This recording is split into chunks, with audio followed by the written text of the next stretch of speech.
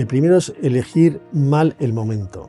Es decir, muchos clientes quieren vender en un momento en que ya la empresa está madura, es decir, no tiene capacidad de crecimiento, con lo cual no eres atractiva para el inversor. ¿Cuándo eres atractivo? Cuando tu empresa tiene capacidad de crecimiento, tiene expectativa de crecimiento y el inversor es capaz de capturar una parte de ese valor. Cuando la empresa está madura, el que captura el valor eres tú, como vendedor, y el inversor no tiene mucho atractivo en la compra. Ese es el primer error típico. El segundo error típico es no elegir bien al inversor en función de la expectativa vital que tú tengas. Si tú te quieres jubilar rápido, pues te va a interesar más un inversor industrial que te compre un 100%. Te va a pagar más, además. ¿Por qué? Porque va a ser capaz de, a través de las sinergias, tanto en ingresos como en gastos, que un industrial puede obtener más fácilmente, pues te puede pagar más, va a capturar más valor en ese sentido.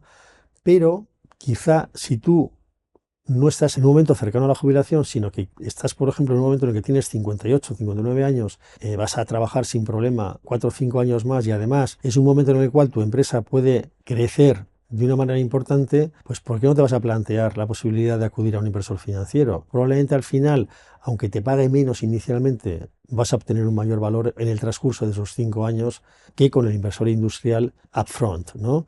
Entonces, esto es muy importante. A veces esto no se mide y un inversor financiero te puede triplicar o cuatriplicar el valor de lo que te ha pagado un inversor industrial, no en el momento de la compra, sino posteriormente cuando sales con el fondo de inversión, ¿no? Entonces este es un error muy típico. El tercer error también típico es no normalizar bien el EBITDA, es decir, no tener en cuenta muchas veces que hay inversiones en términos de tanto inversión, sí, como de gasto incluso, en el ejercicio que te van a generar muy claramente un impacto positivo en términos de venta y EBITDA en el ejercicio siguiente. Tienes que anticipar o tratar de anticipar ese EBITDA al ejercicio precedente y convencerle al inversor de que efectivamente vales más, porque tienes más EBITDA y el múltiplo se va a aplicar sobre esa magnitud, ¿no? Otro error típico es no elegir bien el momento del año en el que quieres vender. Es un poco absurdo que tú vendas antes del periodo de mayor generación de caja del año. Mucha gente lo comete, este error, muchísima gente lo comete. Hay que tenerlo en cuenta, porque aquí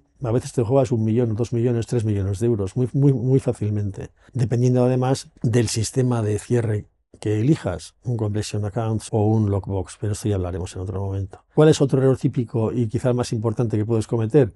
Pues no elegir bien al asesor, que tiene que saber estos errores típicos, entre otras cosas, para advertírtelo, para planificar bien la operación desde el principio hasta el final y para capturar la mayor parte del valor, dejándole también una parte considerable al inversor, porque la operación tiene que ser un win-win, solo así sale bien. Y en confianza, así lo hacemos.